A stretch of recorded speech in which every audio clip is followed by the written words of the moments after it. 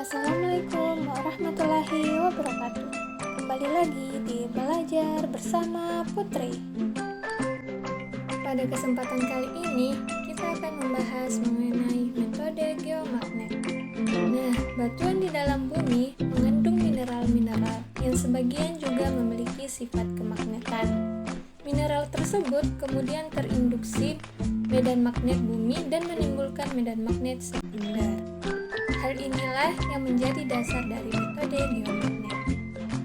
Metode geomagnet didasarkan pada pengukuran variasi intensitas magnetik di permukaan bumi yang disebabkan adanya variasi distribusi anomali benda termagnetisasi di bawah permukaan bumi.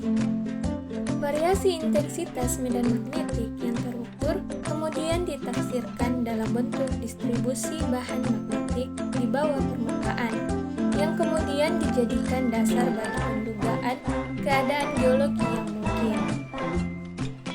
Pola anomali sendiri ini dicirikan oleh pergantian antara anomali positif-negatif dan sejajar dengan sumbu pemekarannya, yang dikenal dengan Zone of Stripped Magnetic Anomalies. Pada dasarnya, medan magnetik bumi terdiri dari 7 elemen. Di antaranya yang pertama ada deklinasi, yang kedua intensitas horizontal medan, yang ketiga ada inklinasi, keempat komponen utara medan, yang kelima komponen timur medan, yang keenam komponen vertikal medan, dan yang terakhir adalah intensitas total medan. Dapat kita lihat pada gambar yang ada di slide. Gambar ini menunjukkan elemen magnetik bumi.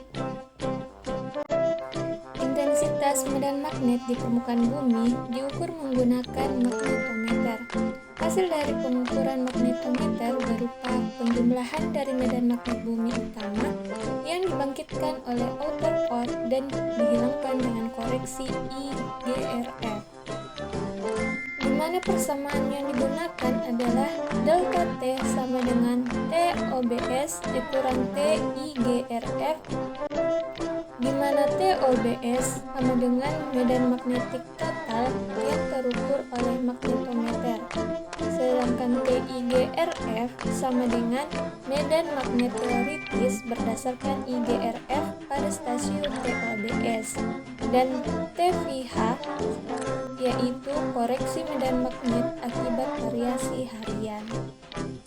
Nah, interpretasi struktur regional dapat diubah dari total magnetik dengan mengelompokkan ke dalam bentuk geometri sederhana yang khas, seperti bentuk lingkaran yang menggambarkan kemungkinan terjadinya aktivitas hidrotermal pada daerah tersebut, bentuk anomali magnetik yang linear umumnya disebabkan oleh dig, seal, atau formasi besi. Ada juga jalur anomali yang lebar dengan pola rumit, biasanya merupakan ciri dari batuan vulkanik seperti lava, sekis, dan lain-lain. Ada juga pola magnetik yang tiba-tiba patah, mengindikasikan kemungkinan adanya patahan. Yang terakhir yaitu variasi respon magnetik, dapat digunakan untuk membedakan batuan penutupnya. Akan lebih baik hasilnya bila digabungkan dengan data radiometrik. Akuisisi lapangan.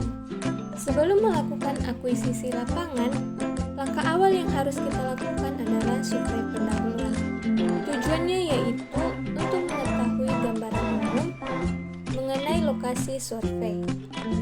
Nah, dalam sebuah survei, peralatan yang harus disiapkan diantaranya yaitu 2 unit alat magnetometer, misalnya magnetometer tipe ART, magnetometer jenis alpha-lab magnetometer, proton precision magnetometer atau PPM, yang digunakan untuk mengukur medan magnet total dan mengukur variasi harian di base station.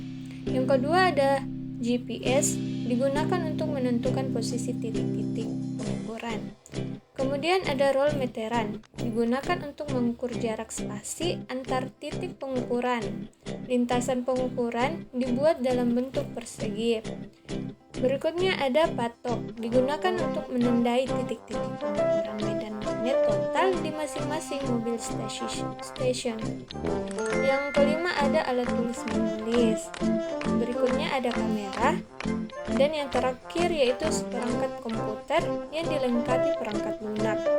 Microsoft Office digunakan untuk menentukan harga koreksi IGRF. Kemudian server digunakan untuk pemetaan anomali magnetik total daerah survei, dan Mac2DC atau GovMac digunakan untuk memodelkan anomali magnetik di lokasi survei. Berikut adalah gambar dari perangkat survei geomagnet, yaitu alkalap magnetometer, GPS, dan proton precision magnetometer. Nah, adapun teknik akuisisi data pengukuran medan geomagnet di lapangan. Yang pertama yaitu menentukan base station. Yang kedua yaitu menentukan stasiun-stasiun pengukuran dan memasang patok pada stasiun-stasiun pengukuran untuk masing-masing lintasan dengan jarak atau spasi yang telah ditentukan sebelumnya untuk memudahkan pengukuran. Yang ketiga yaitu menentukan posisi base station dan stasiun-stasiun pengukuran untuk lintasan A. Melakukan pengukuran variasi harian di base station. Bersamaan dengan itu, melakukan pengukuran medan magnet pada titik-titik pengukuran untuk lintasan A. Setelah pengukuran pada lintasan A selesai, kita melakukan pengukuran medan magnetik pada stasiun-stasiun pengukuran untuk lintasan berikutnya. Setelah pengukuran data lapangan selesai, maka dilanjutkan dengan pengolahan data dan interpretasi data. Nah, pengolahan data yang dilakukan sepenuhnya menggunakan software komputer. Adapun langkah yang perlu dilakukan yang pertama yaitu menentukan harga koreksi IGRF pada titik pengukuran dengan memasukkan posisi latitude, longitude, dan ketinggian di atas permukaan laut dan tahun pengukuran. Yang kedua yaitu menentukan variasi harian yang diukur dengan magnetometer pada base station dalam selang waktu tertentu dengan Microsoft Excel. Setelah itu menghitung medan magnetik total dengan menggunakan persamaan yang sebelumnya. Setelah diperoleh data medan magnetik total dari hasil perhitungan, kemudian dibuat peta anomali magnetik total dengan menggunakan software survey yang menunjukkan hubungan antara posisi pengukuran dan nilai medan magnetik total. Kemudian membuat profil anomali magnetik. Dan yang terakhir yaitu membuat model anomali magnetik dengan software Mac2DC.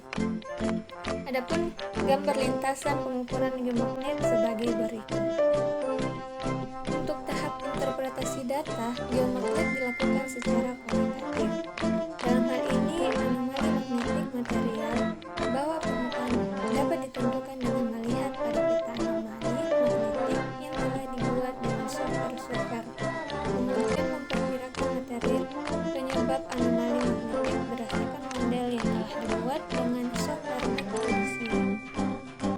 Baiklah, cukup sekian dari saya. Sampai bertemu di materi-materi berikutnya. Wabillahi taufiq wal hidayah. Wassalamualaikum warahmatullahi wabarakatuh.